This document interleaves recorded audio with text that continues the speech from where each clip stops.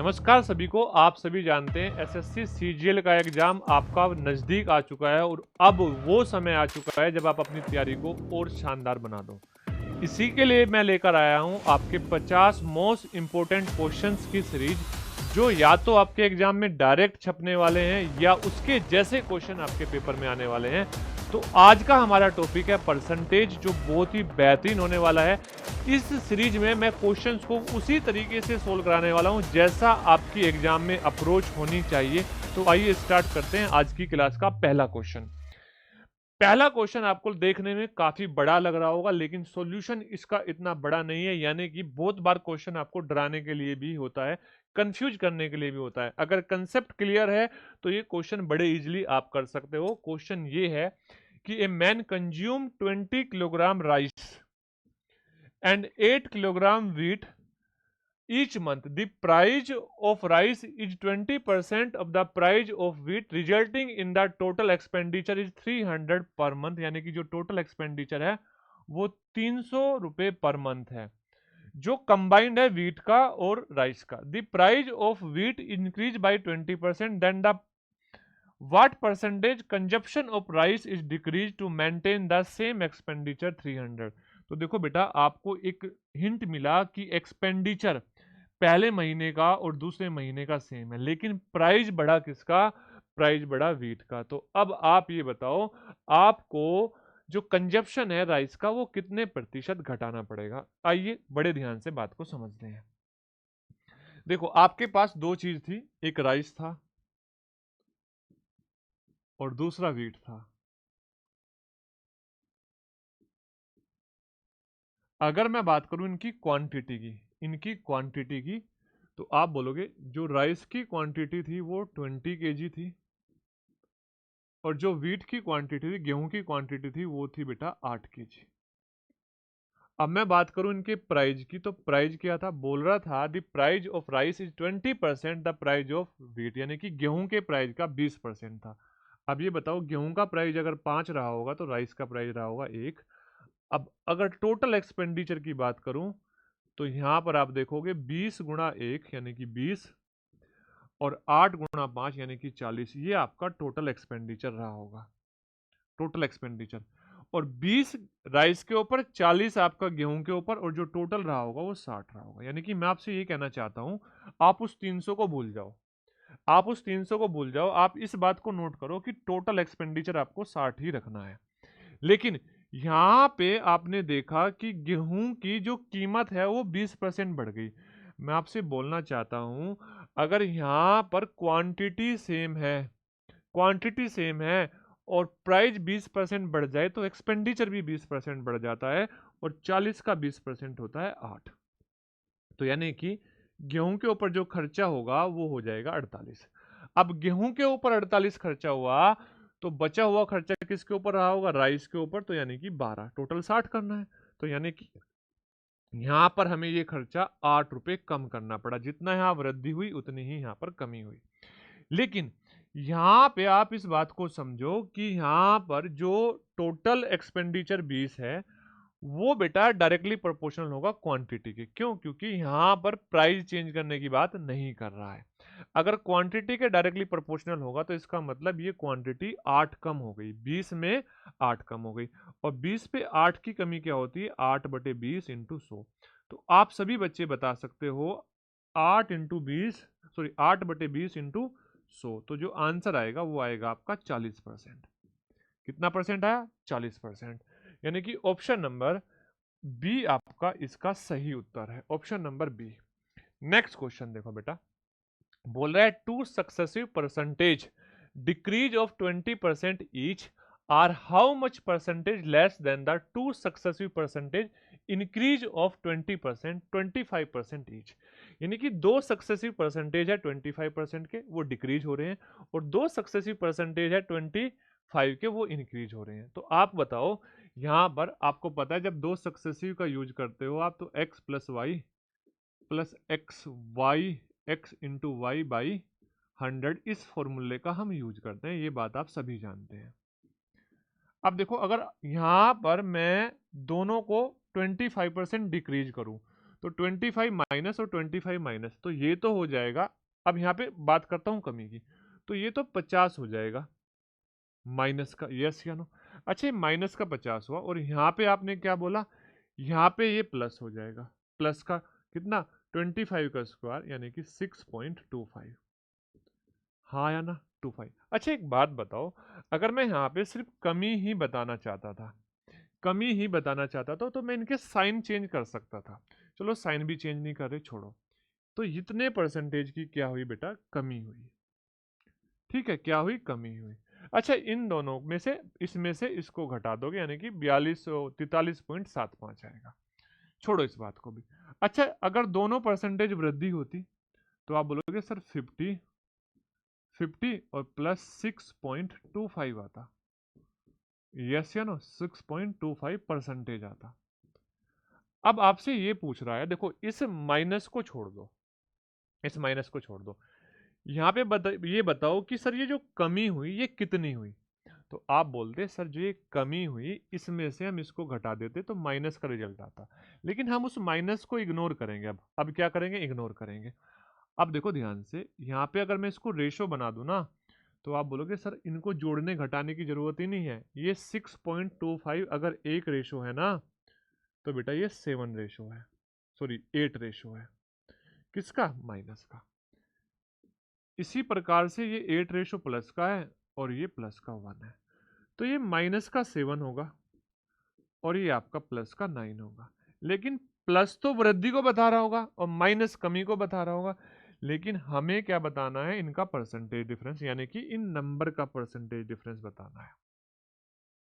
तो बताओ ये वाला नंबर 7 उस 9 से कितना परसेंट कम है, आप बोलोगे 2 कम है।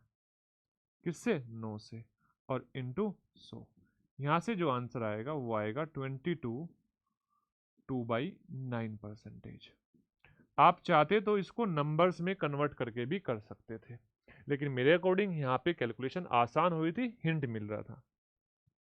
नेक्स्ट देखो, बोल रहा है कि 200 का x%, यस या नो, 240 का 15% और 310 का 20% है। तो बेटा यहाँ पे आपसे x का मान पूछा है, आप ये बताओ प्रत्येक टर्म में परसेंटेज है, तो क्या उस परसेंटेज को मैं काट सकता हूँ। आप बोलोगे हाँ सर, सर ये परसेंटेज परसेंटेज से कैंसिल आउट हो जाएगा, प्रत्येक टर्म में है।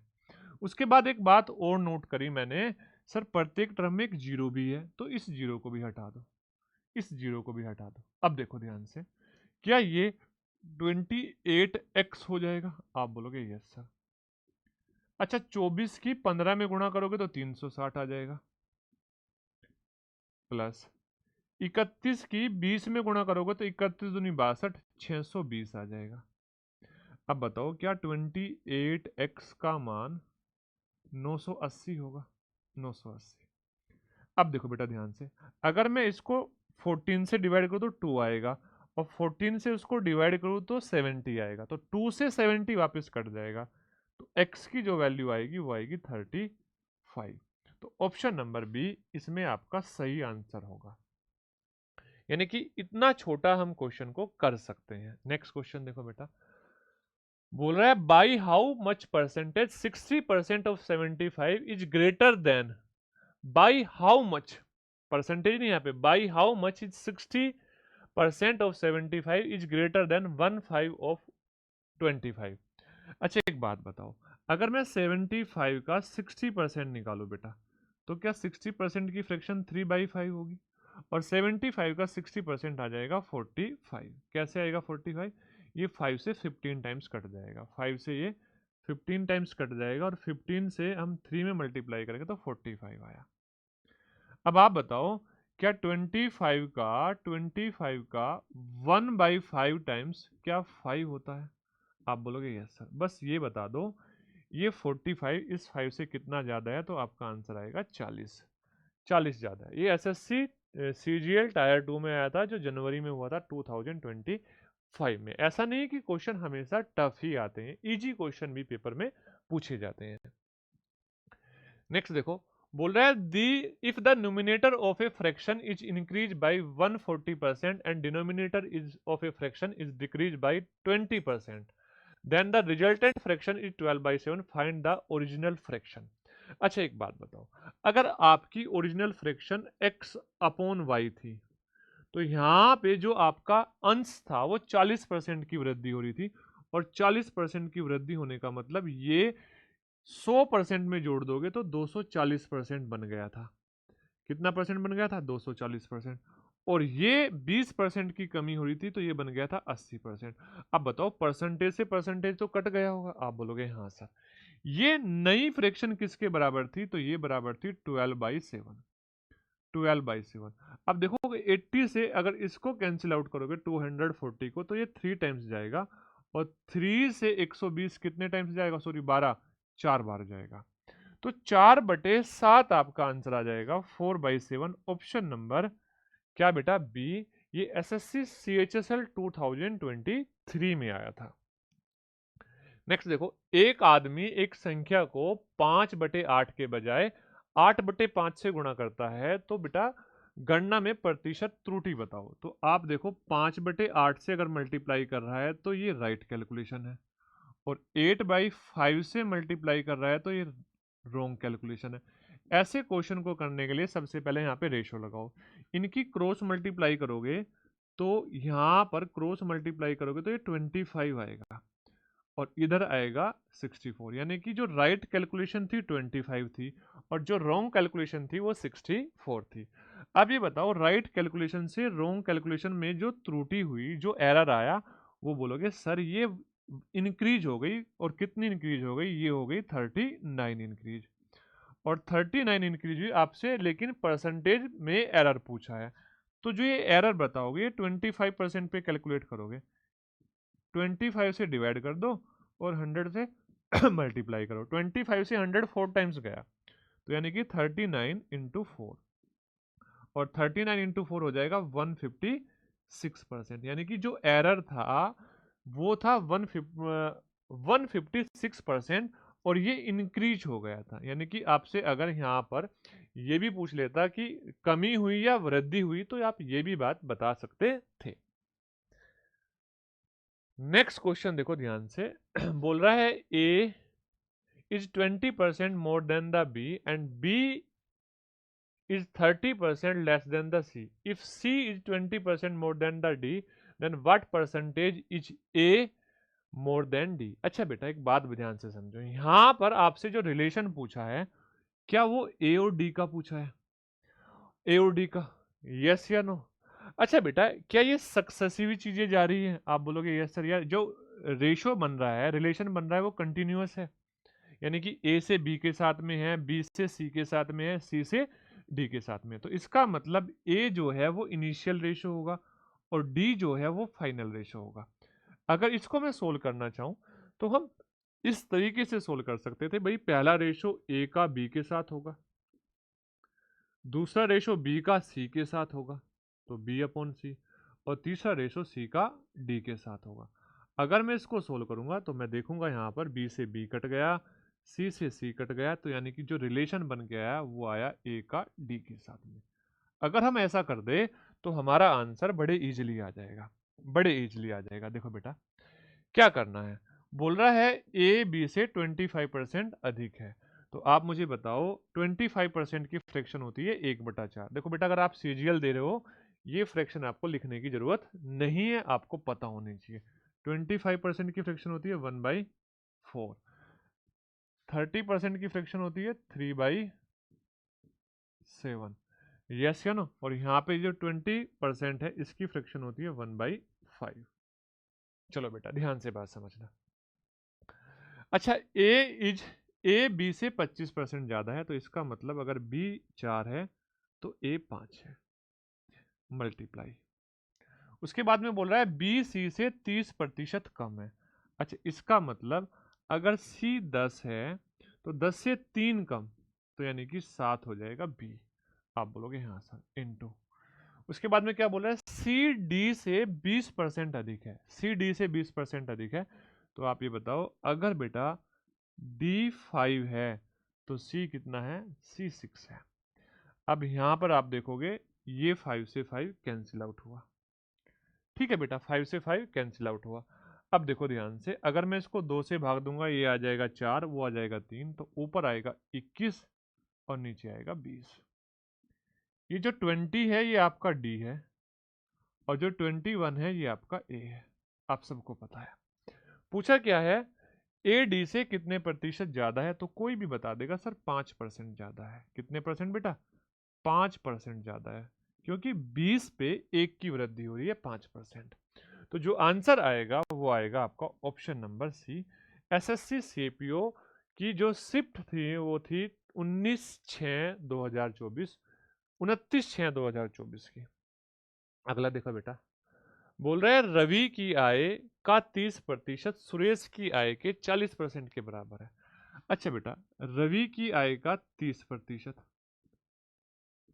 और सुरेश की आय के 40% के बराबर है, तो परसेंटेज से तो परसेंटेज कट गया होगा, जीरो से भी जीरो कट गई होगी। आप बोलोगे हाँ सर, तो क्या यहाँ से रवि और सुरेश की आय का रेशो आएगा? आप बोलोगे यस सर, 4/3। ये रवि और सुरेश की आय का रेशो आ गया।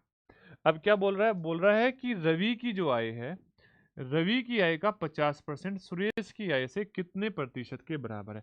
अच्छा एक बात बताओ, रवि की आय का 50% करोगे तो 2 करोगे, बस आप आपसे पूछ रहा है ये 2 इस 3 का कितना परसेंट है। तो सभी जानते हैं 2 3 का कितना परसेंट है, तो आप बोलोगे 66 6 बाई या 66 पॉइंट, पॉइंट में क्या नहीं, 66 2/3%।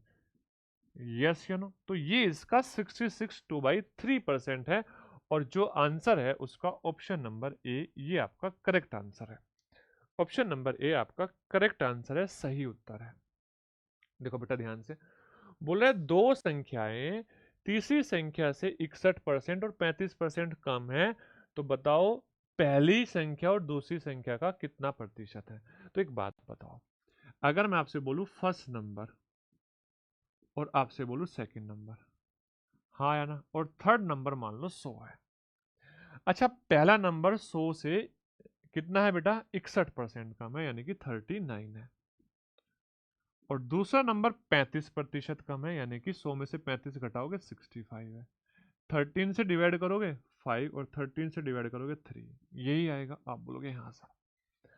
अब बताओ आपसे क्या पूछ रहा है? पूछ रहा है कि पहली संख्या दूसरी संख्या का कितना प्रतिशत है। तो कोई भी बच्चा देखते ही बता देगा सर पहली संख्या दूसरी संख्या का 60% है। कितना परसेंट है बेटा?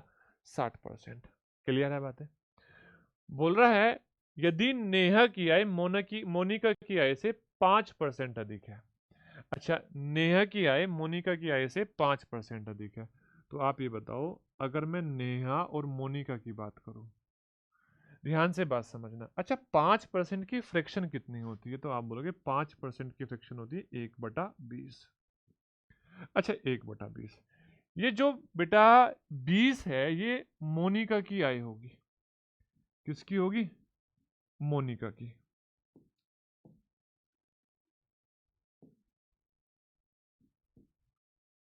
ये होगी किसकी आय? मोनिका की आय।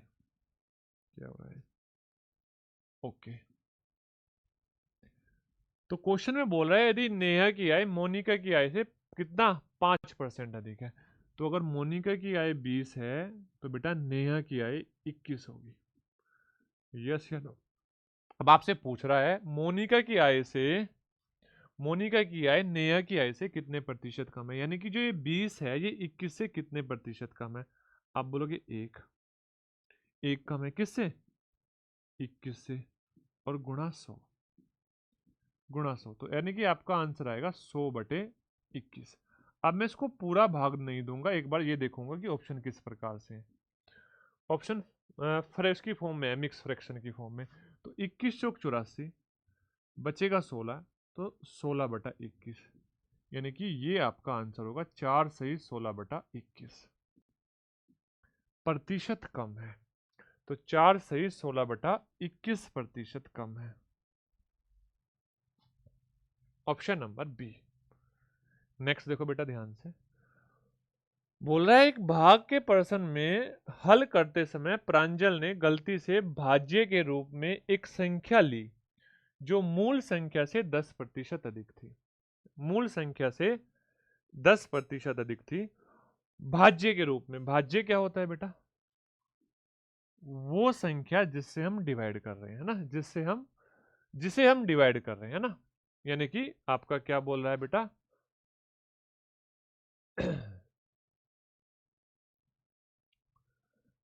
डिवीजन।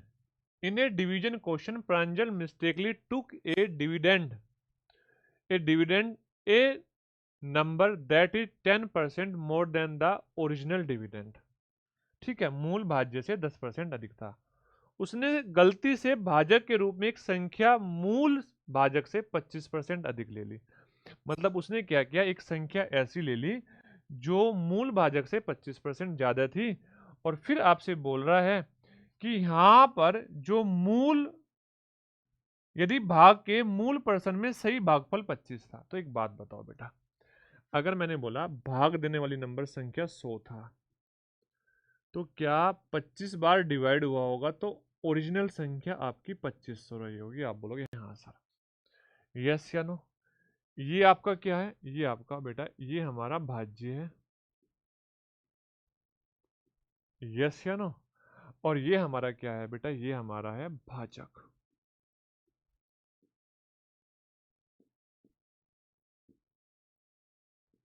क्लियर है बात? अब देखो क्या किया उसने, जो भाज्य है इसको 10% बढ़ा दिया, और 10% बढ़ा दिया तो ये हो गया बेटा आपका 2750, क्योंकि इसका 10% 250 होता है, और इसको उसने बढ़ा दिया 125,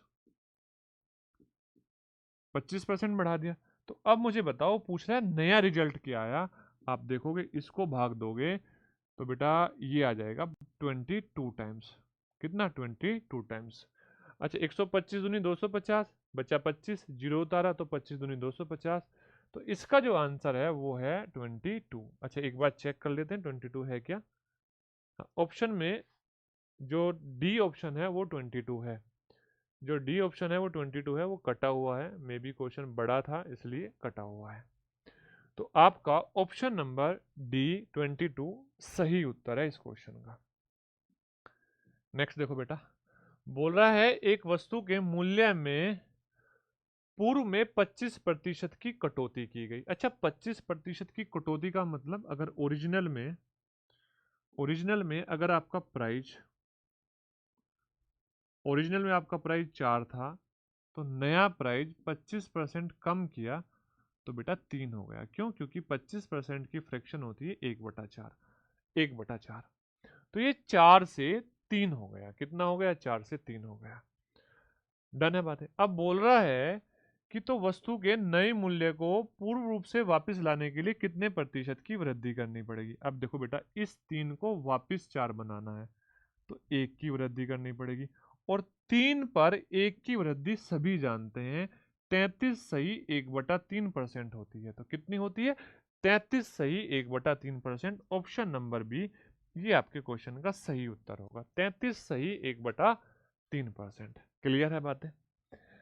डन है। अच्छा बेटा, वीडियो को शेयर जरूर करना है ना, अपने सभी दोस्तों में शेयर करना। बोला the cost of compressed natural gas CNG per liter is increased by 65%.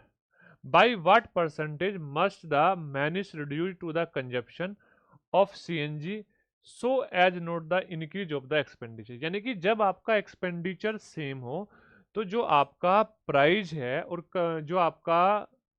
है और जो कंजप्शन है वो दोनों एक दूसरे के इनवर्सली प्रोपोर्शनल होते हैं। अच्छा, प्राइस कितना बढ़ा? तो आप बोलोगे 65% बढ़ा, और 65% की फ्रैक्शन कितनी होती है? तो आप बोलोगे 13/20 होती है। इसका मतलब जो प्राइस है ना, प्राइस ही बढ़ा ना, कॉस्ट। अच्छा, प्राइस 20 से 33 हो गया, तो कंजप्शन होगा वो आपको 33 से 20 करना पड़ेगा, ताकि आपका एक्सपेंडिचर सेम रहे। तो बताओ कितना कम करना पड़ा? 13। किस पर?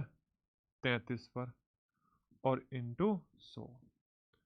तो ये बताओ क्या बेटा, ये अगर 1300 बटा 33 है, 1300 बटा 33 है, तो ये बात कंफर्म है, ये लगभग 40 बार जाएगा, लगभग 40 बार, और लगभग 40 बार एक ही ऑप्शन है, ऑप्शन नंबर ए।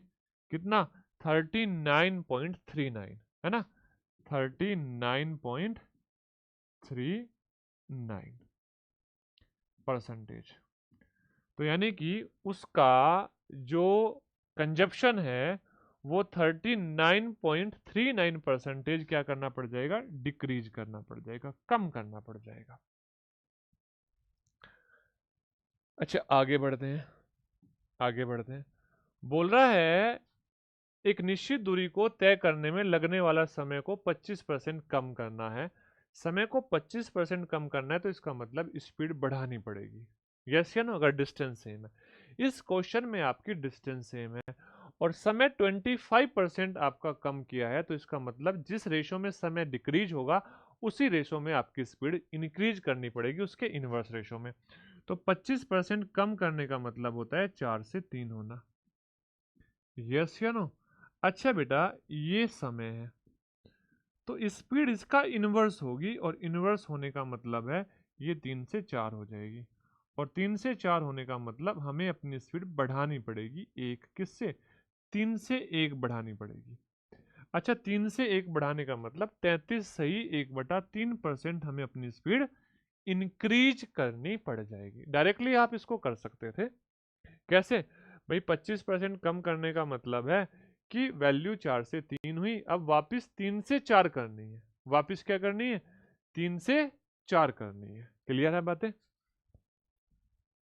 अब देखो बोल रहा है एक कर्मचारी के वेतन में 10% की वृद्धि और फिर बढ़ा हुआ वेतन 10% कम कर दिया गया। आपको पता है अगर सेम परसेंटेज इंक्रीज बढ़े हो और सेम परसेंटेज डिक्रीज हो तो सक्सेसिवली में आप इस परसेंटेज का स्क्वायर करके 100 से भाग दे देते हैं। तो 10 का स्क्वायर करो और 100 से भाग दे दो, जो रिजल्ट आएगा वो 1% है, और ये हमेशा क्या होगी बेटा? कमी होगी। जो रिजल्ट आएगा वो हमेशा क्या आएगा? कमी के रूप में आएगा, कमी के रूप में आएगा। तो यहाँ पे 1% की कमी हो जाएगी, और 1% की कमी होने का मतलब है ऑप्शन नंबर ए आपका सही उत्तर हो जाएगा। ऑप्शन नंबर ए, यानी कि ऑप्शन नंबर ए आपका करेक्ट आंसर हो जाएगा। ठीक है। अब देखो ऐसा ही क्वेश्चन एक और आया आपके पेपर में। अगर एक और क्वेश्चन आया तो क्वेश्चन को देखो। बोल रहा है the price of an article is increase by R% and the latter new price was decrease by R%, then what was the original price if new price is 1 rupees. देखो आप मुझे बताओ क्या बेटा यहाँ पे टोटल कमी होगी? आप बोलोगे यस सर। कमी किसकी होगी?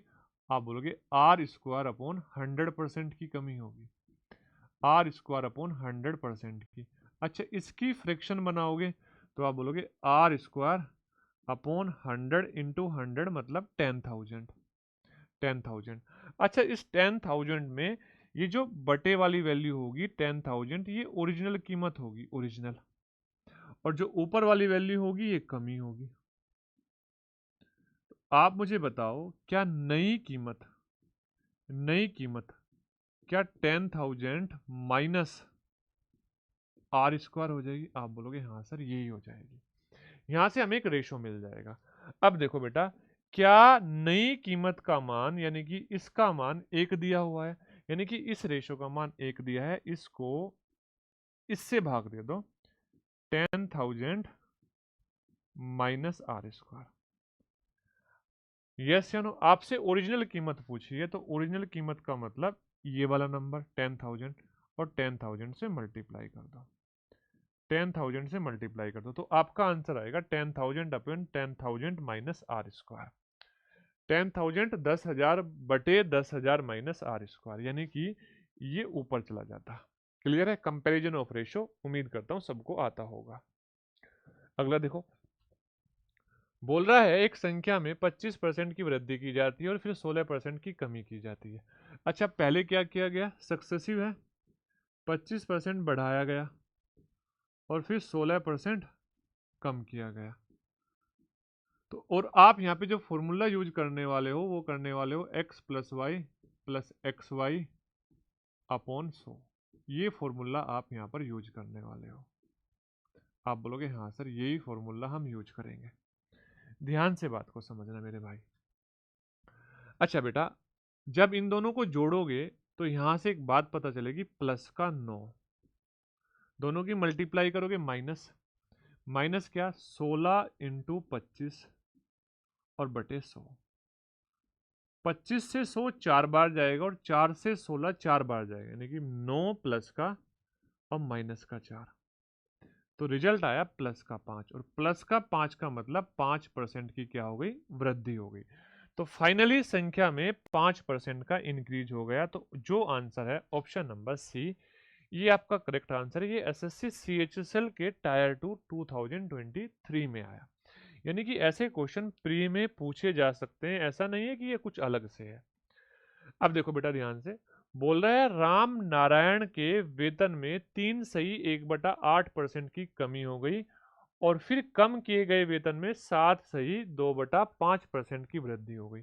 अच्छा, जो बच्चे इसको फ्रैक्शन में बदलना चाहते हो, कुछ बच्चे होते हैं फ्रैक्शन में बदलना जानते हैं और सोचते हैं कि फ्रैक्शन में बदल के ही हम इस क्वेश्चन को सोल्व कर ले। नहीं बेटा, बड़ा लेंदी हो जाएगा।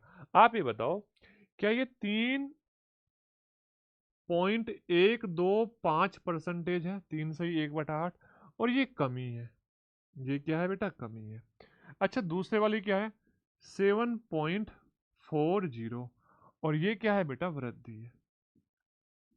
डन है बातें। अच्छा, अब आप इसमें आप सक्सेसिव लगाओ। तो सबसे पहले तो क्या करोगे बेटा, इन दोनों को जोड़ोगे, और इन दोनों को जोड़ोगे तो इस नंबर में से ये नंबर घट जाएगा, और ये नंबर घट जाएगा तो ये आएगा 4 है ना, 4.275, 275। ओके, इन दोनों की अब मल्टीप्लाई करेंगे, 4.275। अच्छा, मल्टीप्लाई करेंगे किसकी बेटा, मल्टीप्लाई करेंगे इन दोनों नंबर की, माइनस आएगा, और माइनस क्या आएगा 3.125 और इंटू 7.40 और divide by 100, divide by 100। Clear है बात, यस या नो? डन है बेटा बातें, क्लियर।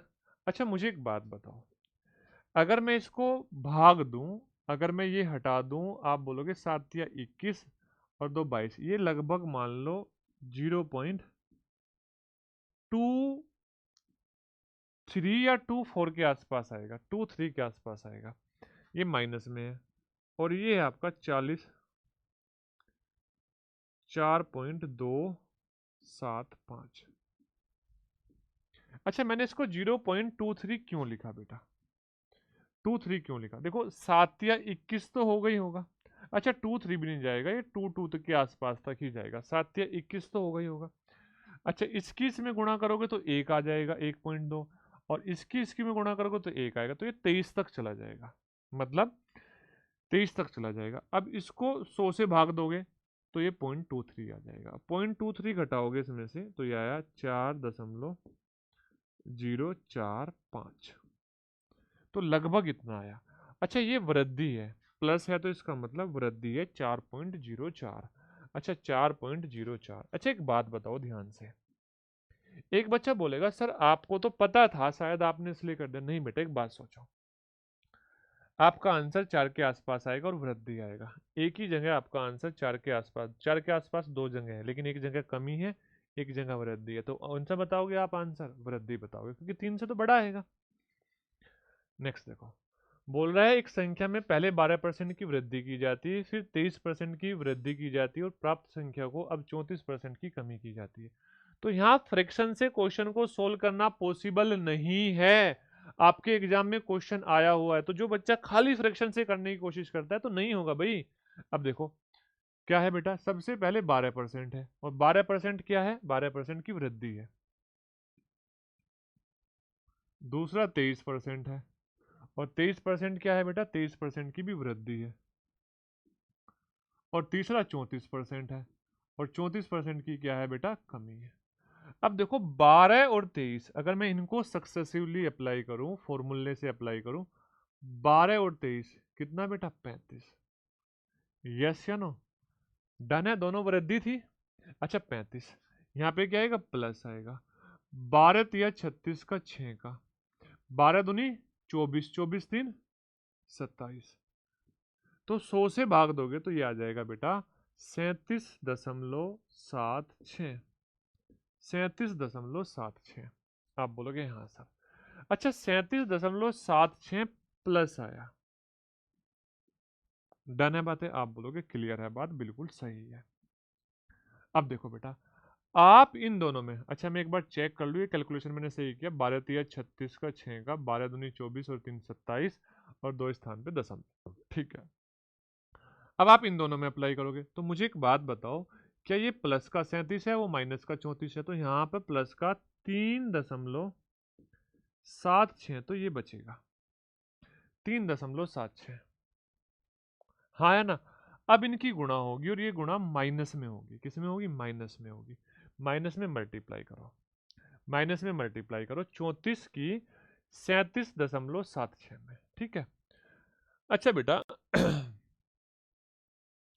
34 की 37.76 में करोगे, हाँ या ना? हाँ यही करना पड़ेगा आपको, तो कर दो भाई। 34 की 37.76 में क्यों करनी पड़ेगी 76 में भी? क्योंकि बेटा यहाँ पर आप इस बात को समझ सकते हो कि इसकी अगर 7.6 में हटा दूं तो 7.6 से भी ये 3-4 नंबर में 5 नंबर में चला जाएगा, तो 34 की इसमें गुणा करनी पड़ेगी। अच्छा 34 छिका बताओ कितना होगा? 6 दूनी 12, 6 तीन 18 और 6 चौक 24, यानी कि 4 आएगा और हासिल आ जाएगा 20। 204 होता है 34 छिका, 204 होता है, हाँ या ना? 34 तिया 102, 204। अच्छा 204 में अब 34 सते करना है बेटा, तो 238 होगा। अच्छा 238 में 20 जोड़ दोगे 248 हो जाएगा, तो हासिल आएगा 24।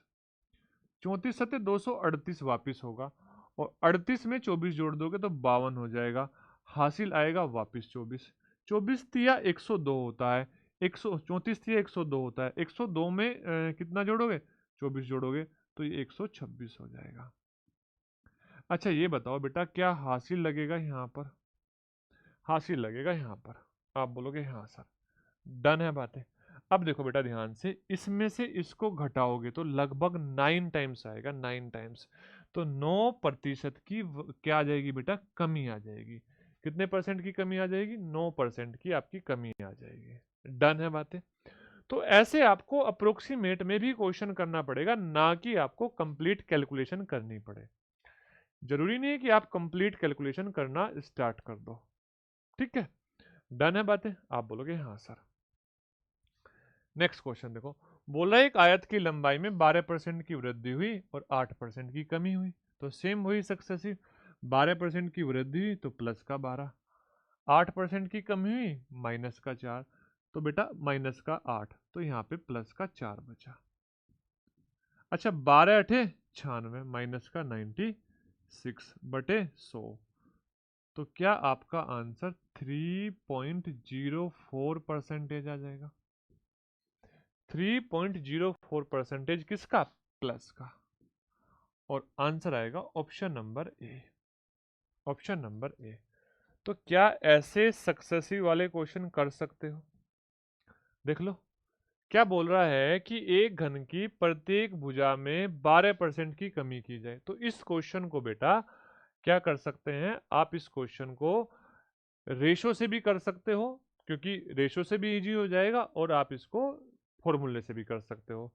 अच्छा प्रत्येक भुजा में 12% की कमी की जाए और कुल पृष्ठीय क्षेत्रफल, अच्छा एक बात बताओ, घन का कुल पृष्ठीय क्षेत्रफल 6a² होता है, यानी कि 2 बार सक्सेसिव लगाना पड़ेगा क्योंकि a² है, तो 12 दूनी 24 तो माइनस के ये हो गए, आप बोलोगे हाँ सर, 24 तो माइनस के हो गए, और माइनस माइनस प्लस, 12 का स्क्वायर 144, 144 को 100 से भाग दे दो, तो जो आपका आंसर आएगा वो आएगा 22.56, 22.56, ये आपका आंसर हो जाएगा। किसमें यूज किया हमने? फॉर्मूले से क्वेश्चन को सोल्व कर दिया, तो ऑप्शन नंबर सी। अच्छा बेटा फिर मेरी बात समझ लेना, मेरी बात फिर समझ लेना, हम पेपर के अकॉर्डिंग क्वेश्चन को सोल्व कर रहे हैं, पेपर के अकॉर्डिंग क्वेश्चन को सोल्व कर रहे हैं। मैं यहाँ पे आपको सारी चीजें नहीं सिखा रहा हूँ, बस मैं आपको ये सिखा रहा हूँ कि अगर आपने चीज़ें पढ़ी है तो आप इन चीज़ों को जानते हो, इनको अप्लाई कैसे करते हैं, ये बात हम साथ के साथ सीख रहे हैं। नेक्स्ट देखो ध्यान से, बोल रहा है किसी वर्ग की भुजा में 5% की वृद्धि हो जाती है तो उसके क्षेत्रफल में कितने प्रतिशत की वृद्धि होगी। तो बेटा साइड कितने 5% की इंक्रीज हो रही है, एरिया साइड का स्क्वायर होता है तो 2 बार सक्सेसिव लगेगा। तो 5 + 5 + 0.25 क्योंकि 25/100 हो जाएगा तो ये आ जाएगा 10.25% उसके किस में वृद्धि हो जाएगी, एरिया में। तो ऑप्शन नंबर ए। ऐसे क्वेश्चन बहुत ज्यादा पूछे जाते हैं, बहुत ज्यादा पूछे जाते हैं ऐसे क्वेश्चन, आप देख सकते हो आ रहे हैं बार बार। देखो बोल रहा है किसी गोले की त्रिज्या में 12% की वृद्धि होती है, कितने की वृद्धि होती है 12% की, तो आयतन में लगभग कितने परसेंट की वृद्धि होगी। बेटा यहाँ पे आप फ्रैक्शन से भी कर सकते हो और सक्सेसिव भी कर सकते हो। फ्रैक्शन से कैसे करोगे सर, 12% की जो फ्रैक्शन होती है वो 3/25 होती है, यानी कि अगर हम रेडियस की बात करें, रेडियस की बात करें तो आप बोलोगे सर 25 से ये रेडियस 28 हो गई। और अगर हम वॉल्यूम की बात करेंगे तो यहाँ पर 25 का क्यूब हो जाएगा और ये 28 का क्यूब हो जाएगा। आप खुद बताओ क्या यहाँ पर एक तो 28 का क्यूब आपको पता होना चाहिए, अगर नहीं पता तो फंस गए। चलो ठीक है, नहीं पता और आपने क्यूब निकाल लिया कैलकुलेशन करने के लिए, फिर यहाँ पे जिस नंबर पे आप परसेंटेज निकाल रहे हो वो 15,625 है। 15,625 आसान नहीं है कैलकुलेशन करना, लेकिन आप अगर जानते हो सक्सेसिव मेथड को इजीली तरीके से सोल्व करना। देखो 12%, यस या नो। अच्छा वापिस 12%, 3 बार बढ़ेगी। अच्छा बेटा वापिस 12%। आप बताओ अगर इन दोनों में मैं सक्सेसिव लगाऊं तो 12 दूनी 24 प्लस 12 का स्क्वायर 144, तो क्या 25.44% हो गया। अब इसके साथ लगा दो प्लस 12, अब इनकी गुणा करोगे तो 12 चौक 48 का 8 का, 12 चौक 48 और 4 52, 12 पंजे 60 और कितना बेटा 5 65, और 12 दूनी 24 और ये कितना 30। तो बेटा ये 3 दशमलव 100 से भाग देंगे, 100 से भाग देंगे तो 3.052 आएगा। अब इसको जोड़ दो, इसको जोड़ दो। अच्छा 25, 12 37 और 3 कितना बेटा 41, तो ये आया 41.49%, 4928%। अब बताओ आपका कौन सा आंसर है।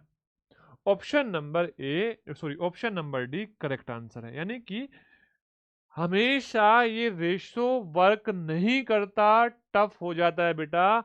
आप सक्सेसिव फॉर्मूले से चीजों को सोल्व कर सकते हो, चीजों को सोल्व कर सकते हो फॉर्मूले से। नेक्स्ट देखो ध्यान से, नेक्स्ट देखो ध्यान से, बोल रहा है एक घनाभ के आयतन में कुल कितने प्रतिशत का परिवर्तन होगा अगर लंबाई और चौड़ाई में 15%, 25% की कमी, 15 की और 25 की कमी और 60% की यहाँ पे क्या कर दी, इसकी ऊंचाई में वृद्धि कर दी। बेटा देखो ध्यान से, 15% क्या कर दिया बेटा, कमी कर दी। अच्छा उसके बाद में 25% फिर कमी होगी सक्सेसिव में, और उसके बाद में 60% की वृद्धि होगी, 60% की वृद्धि होगी। आप बोलोगे हाँ सर 60% की वृद्धि, तो आप जब दो में सक्सेसिव लगाओगे तो बेटा आप उस तरीके से लगाना कि नीचे वाला 100 पूरा का पूरा कट जाए। देखो यहाँ पे 100 नहीं कटेगा, 25 चौका 100, 4 15 को नहीं काटेगा। तो आप इसको देखो, इसको देखो, इसमें लगाओगे तो इजीली कट जाएगा। कैसे सर, प्लस का 35, प्लस का 35, आप बोलोगे हाँ सर, दोनों को जोड़ेंगे और दोनों की मल्टीप्लाई करेंगे तो ये माइनस आएगा और 60 गुणा 25/100 आएगा। 25 से 100 को 4 बार भाग दोगे, 4 से 60 को 15 बार भाग दोगे, तो 35 - 15 यानी कि 20 आ गया, प्लस का 20। अच्छा ये प्लस का 20% आया, प्लस का 20% आया। और यहाँ पे आपके पास एक नंबर कौन सा है, माइनस का 15%। इन दोनों के साथ अगर सक्सेसिव लगाओगे तो दोनों को जोड़ोगे तो प्लस का 5 आएगा, दोनों की गुणा करोगे तो माइनस आएगा। 20 × 15, 20 × 15/100। अच्छा, 20 से 100 5 बार जाएगा, 5 से 15 3 बार जाएगा, तो 5 - 3, आंसर आया बेटा आपका 2%। 2% किसका, प्लस का, यानी कि 2% की वृद्धि हो जाएगी। 2% की वृद्धि हो जाएगी। आपको यहाँ पे ये भी सीखना है कि हम जब सक्सेसिव लगाएं तो किन दो नंबर में पहले लगाएं ताकि हमारा पॉइंट ना आए, ताकि हमारा पॉइंट ना आए। नेक्स्ट देखो ध्यान से बेटा, बोल रहा है एक लंबवतीय शंकु की त्रिज्या 20% बढ़ा दिया। अच्छा, 20% बढ़ा दी और इसकी ऊंचाई 25% कम कर दी, तो आयतन बताओ। अच्छा, जो शंकु का आयतन होता है वो 1/3 पाई आर क्यूब होता है, सॉरी r²h होता है, यानी कि रेडियस 2 बार इंक्रीज होगी। रेडियस 2 बार इंक्रीज होगी मतलब रेडियस 20% बढ़ी थी तो 20% तो पहले बढ़ेगा। आयतन यस या नो, वापिस फिर 20% बढ़ेगा क्योंकि रेडियस बढ़ रही है, और उसके बाद में फिर 25% की कमी हो जाएगी, 25% की कमी हो जाएगी। तो आप मुझे बताओ यहां पर अगर मैं इन दोनों में सक्सेसिवली लगा लूं, 20 दूनी 40 और बेटा 20 × 20 400 और बटे 100, तो यानी कि 44% की वृद्धि आ जाएगी, सबको पता है।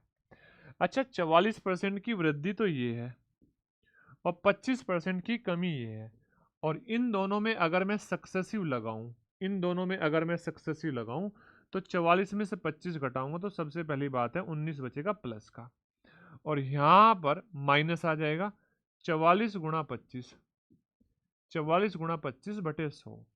25 से 100 4 बार जाएगा और 4 से 44 11 बार जाएगा, 19 - 11 आंसर आएगा 8%, और 8% क्या आ जाएगा बेटा, 8% प्लस का आएगा, 8% वृद्धि आएगा।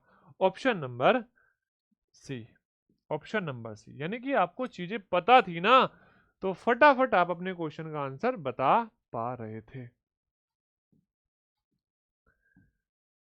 नेक्स्ट देखो बेटा, एक वर्ग के क्षेत्रफल में 19% कम हो जाता है, एरिया 19% हो जाता है, तो आप मुझे बताओ क्या एरिया r² होता है, r² के डायरेक्टली प्रोपोर्शनल होता है। 19% कम होने का मतलब है 100 से 81 हुआ, तो क्या यहां से आप बता सकते हो रेडियस 10 से 9 हुई होगी।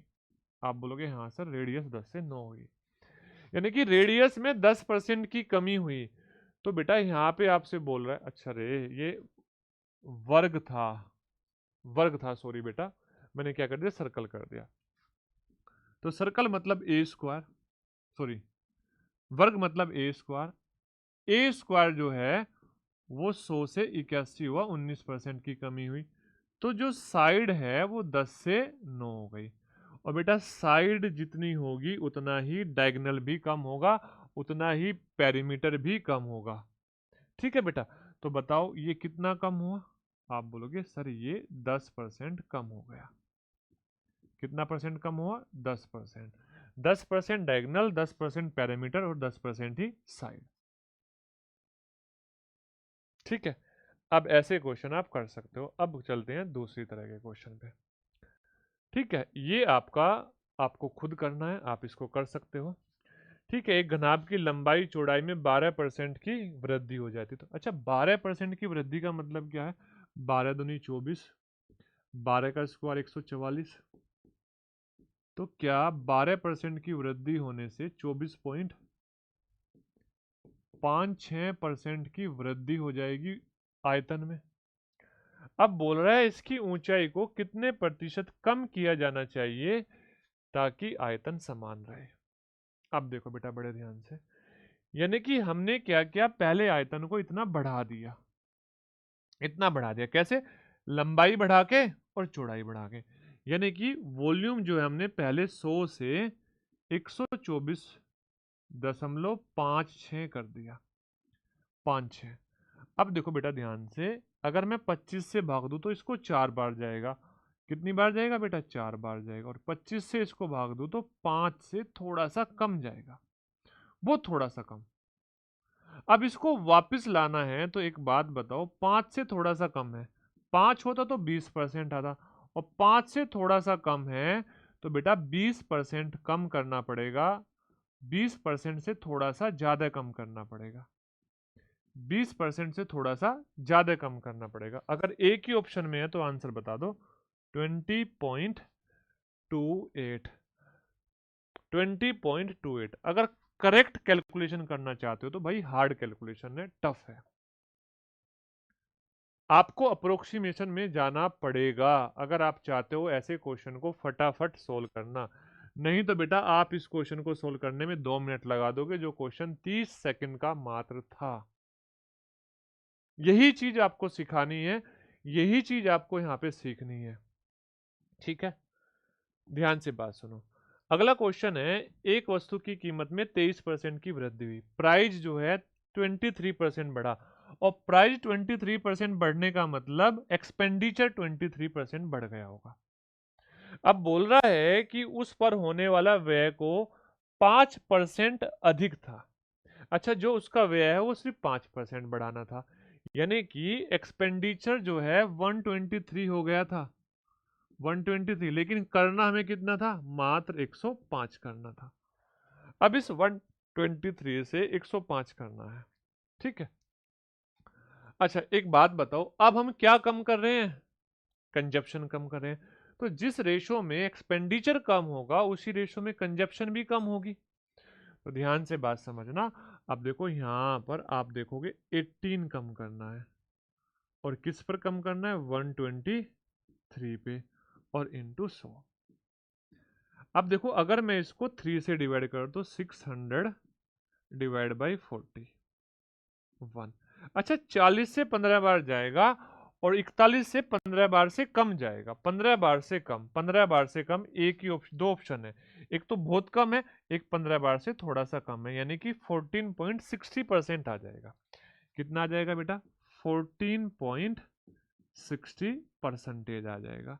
ये सारी चीजें आपको सीखनी पड़ेगी। अगर ये सारी चीजें आप सीख रहे हो तो फटाफट अपने क्वेश्चन का आंसर बता सकते हो। बताओ, इस क्वेश्चन का आंसर इतना इजी था।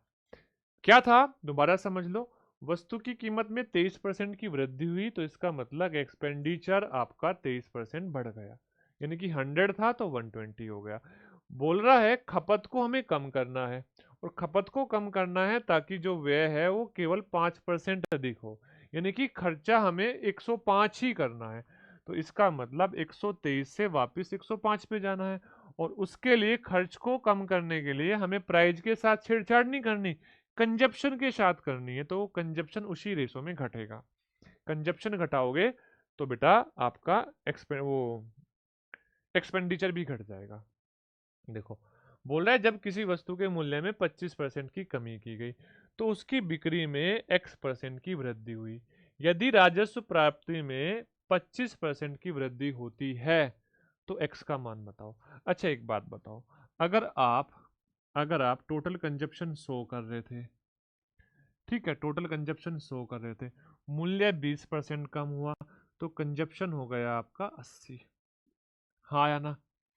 अब बोल रहा है जो कंजप्शन हमें 25% की वृद्धि करनी है, सॉरी बेटा, अगर टोटल खर्चा 100 कर रहे थे, यहाँ पे क्या हुआ? वस्तु के मूल्य में 20% की कमी हुई, और 20% की कमी हुई तो इसका मतलब खर्चा भी 20% कम हो जाएगा, यानी कि खर्चा हो जाएगा आपका 80। ठीक है, कितना हुआ? 80। अब बोल रहा है उसकी बिक्री में x% की वृद्धि कर दो, और जो खर्चा है वो 25% वृद्धि हो जाए, यानी कि यहां पर ये 125 मिल जाए। अब आपको 80 से 125 पे जाना है, 80 से 125 पे जाना है, तो बताओ कितना बढ़ाया? आपने बोला 45 बढ़ाया। किस पे बढ़ाया? आप बोलोगे 80 पे बढ़ाया। 80 इंटू 100, हाँ या ना? 80 इंटू 100। अब देखो 20 से 20 चौक 80, और 20 पंजे 100, ये आया 225, और 225 बटे 4, 225/4 यानी कि 56.25% आ जाएगा। 56.25% आ जाएगा मीन्स 2022 का। दोबारा समझ लो, मैं आपको पहले बता दूं, आप इस बात को समझ लो कि भाई अगर हम किसी वस्तु की कीमत को बढ़ाएंगे तो हमारा एक्सपेंडिचर बढ़ जाएगा और उतना ही परसेंट बढ़ेगा। कीमत को घटाएंगे तो हमारा एक्सपेंडिचर घट जाएगा और उतना ही परसेंट घटेगा। अगर हम कंजप्शन को बढ़ाएंगे तो एक्सपेंडिचर हमारा फिर उतना ही परसेंट बढ़ जाएगा और कंजप्शन को घटाएंगे तो एक्सपेंडिचर वापस हमारा कम हो जाएगा। अब यहाँ पे इस बात को समझो, बोल रहा है जब किसी वस्तु के मूल्य में 20% की कमी होती है, इसका मतलब कंजप्शन अगर हमारा 100 था तो 20% की कमी होगी तो कंजप्शन 80 हो जाएगा। अब बोल रहा है उसकी बिक्री में 80x% की वृद्धि हुई। हमने क्या किया, जैसे कीमत बढ़ी तो जो उसका बिक्री थी यानी कि कंजप्शन था, लोग उसका कंजप्ट कर रहे थे, वो x% की वृद्धि हो गई। ठीक है, ओके। अब बोल रहा है कि राजस्व में 25% की वृद्धि हुई। राजस्व का मतलब यहाँ पे जो टोटल का टोटल, हमें एक्सपेंडिचर की बात कर रहा हूँ, एक्सपेंडिचर 25% बढ़ा तो ये बेटा क्या होगा, 25 हो गया। अब आप 80 से 25 पे जाने के लिए जितना बढ़ाओगे वही आपका आंसर है। देखो अगला, पेट्रोल की कीमत में 19% की वृद्धि हुई। सुनीता केवल 12% अतिरिक्त खर्च करना चाहती है। तो देखो बेटा, 100 था, 119 हो गया, लेकिन सुनीता चाह रही है कि खर्चा उसका बस 112 रहे, तो इसका मतलब यहाँ पे कम करना पड़ेगा। अच्छा, कम क्या करना पड़ेगा, कम क्या करना पड़ेगा, पेट्रोल का कंजप्शन कम करना पड़ेगा। तो 7 कम करना पड़ा किस पे, 119 पर, इंटू 100, इंटू 100। 7 से ये 17 बाहर गया तो 100/17 आया, 100/17 आया, तो अप्रोक्सीमेट 6 तक पहुंच रहा होगा। अप्रोक्सीमेट, अच्छा निकटतम पूर्णांक तक पहुंच रहा है तो इसका मतलब 6 आपका आंसर है, 6 आपका आंसर है। अब देखो, एक नमक की कीमत में 15% की कमी हुई। एक व्यक्ति 272 में 2 किलोग्राम नमक खरीदने में सक्षम है। जब भी ऐसा क्वेश्चन आए, आप बताओ, यहां पर आपसे पूछे घटी हुई कीमत यानी कि नई कीमत घटी हुई या बढ़ी हुई पूछे तो नई कीमत की बात करता है। जब भी आपको नई कीमत बतानी हो,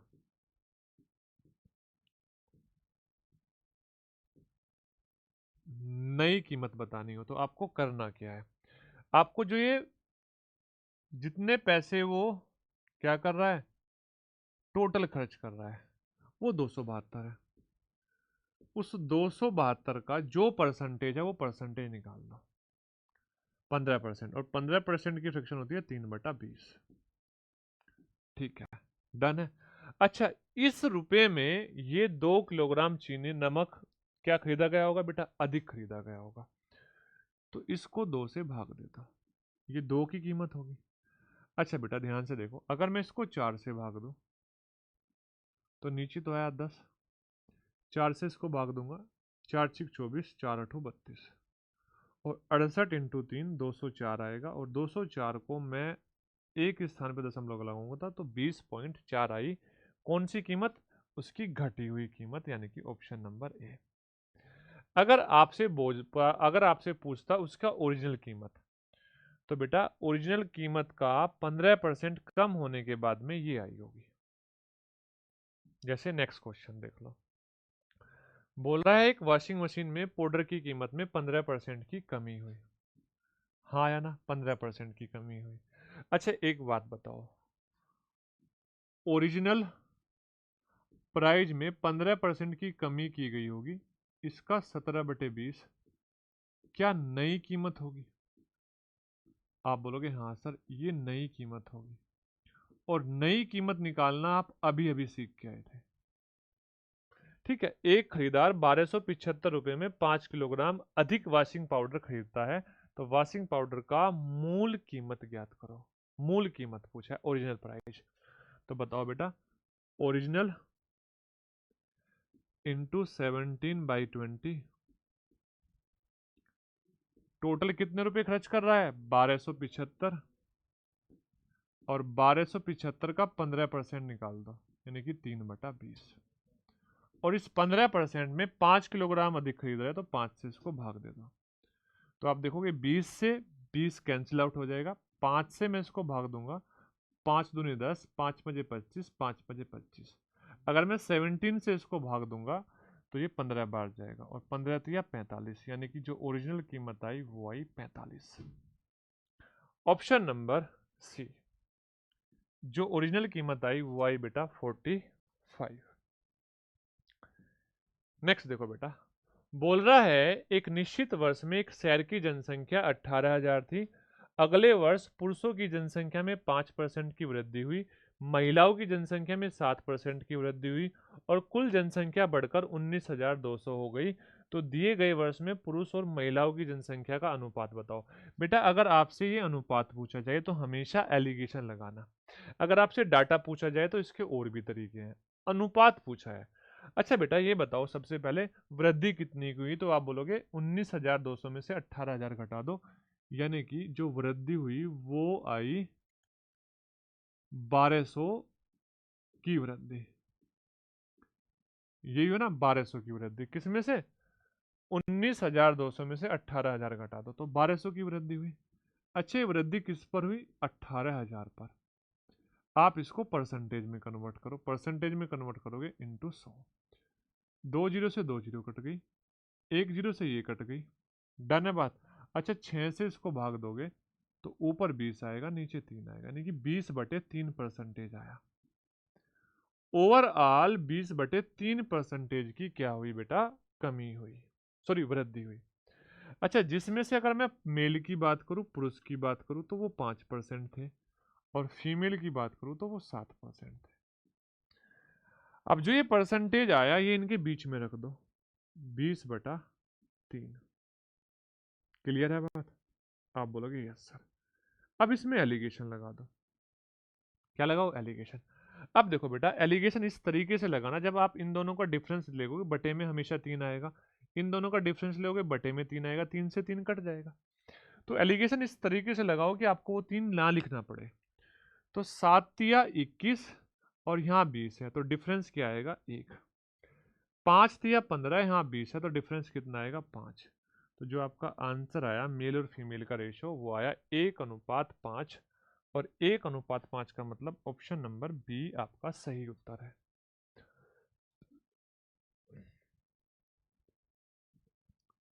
डन है बातें? आप बोलोगे यस सर। क्लियर है? ठीक है। नेक्स्ट देखो बेटा, कर्मचारियों वाले एक कारखाने में पुरुष कर्मचारियों तथा महिला कर्मचारियों का अनुपात 5:3 है। कारखाने में 87.5 नियमित कर्मचारी है, जो टोटल कर्मचारी है उसमें से 87.5% रेगुलर है, रेगुलर एम्प्लॉय है। यदि 92% कर्मचारी पुरुष कर्मचारी नियमित है तो बताओ महिला कर्मचारियों का कितने प्रतिशत क्या होगा बेटा? नियमित होगा। अच्छा देखो बेटा ध्यान से, आप ये बताओ टोटल 87.5 है परसेंटेज रेगुलर। अब यहां पे इसके साथ टोटल के रेशो की मल्टीप्लाई कर दो इंटू 8। इनमें से पुरुष वालों को घटा दो मेल वालों को, मेल का कितना है? 92, और रेशो कितना है? 5। अब इसको भाग दे दो, किससे भाग दे दो? आप भाग दे दो यहां पर फीमेल के परसेंटेज से। तो 8 पंजे 40, 8 सती 56, 56 और 40 4, 60, 8 अठी 64, और 64 में से बेटा 6 जोड़ोगे तो 70। अब देखो ये आ जाएगा बेटा 460 डिवाइड बाई 3, तो 240/3। अच्छा 240/3 इसका मतलब 80%, यानी कि जो महिलाएं थी वो 80% थी, जो महिलाएं थी मेरे भाई वो थी 80%। क्लियर है बात? तो ये कंसेप्ट आपको क्लियर आने चाहिए। अगर आपको ये कंसेप्ट नहीं आते तो आपको बेटा ज़रूरत है इन कंसेप्ट को सीखने की, क्योंकि यही कंसेप्ट ऐसे हैं जो आपका एग्जाम में समय बचाएंगे। नेक्स्ट देखो, बोल रहा है एक व्यक्ति की मासिक आय 12,000 रुपये है, उसका मासिक व्यय 8,000 रुपये है। अच्छा, अगर मैं मासिक आय और मासिक व्यय का रेशो बनाऊं तो ये 3:2 आएगा। हाँ या ना? 3:2, यानी कि यहाँ से मैं रेशो लिख सकता हूँ, इनकम अगर 3 है, एक्सपेंडिचर आपका 2 है, तो क्या सेविंग आपकी 1 है। आपके पास ये रेशो बन गया। सेविंग आपकी कितनी है बेटा? 1 है। ये आपका रेशो बन गया। अब इनमें से किन्हीं दो का परसेंटेज दिया होगा और तीसरे का पूछा होगा। देखो, बोल रहा है अगले वर्ष उसकी आय में 10% की वृद्धि और खर्च में 8% की वृद्धि होती है, तो बचत में बताओ। अच्छा बेटा, आय के रेशो में 10 से गुणा कर दो, 3 गुणा 10। अच्छा, आय में से एक्सपेंडिचर घटाना पड़ेगा, माइनस 2 गुणा 8, 8 प्लस का है तो ये, और सेविंग के रेशो से भाग दे दो, यानी कि 1 से, तो ये आ जाएगा बेटा आपका आंसर 14%। कितना परसेंट? 14%। और सेविंग जो है 14% बढ़ जाएगी। बताओ कितना आसान सा क्वेश्चन था। अगर ये कंसेप्ट आते थे तो ये सारी चीजें आसान थी। नेक्स्ट देखो बेटा, अजय अपनी आय का 66.2/3% विभिन्न मदों पर खर्च करता है। अच्छा, 66 सही, 66 2/3%।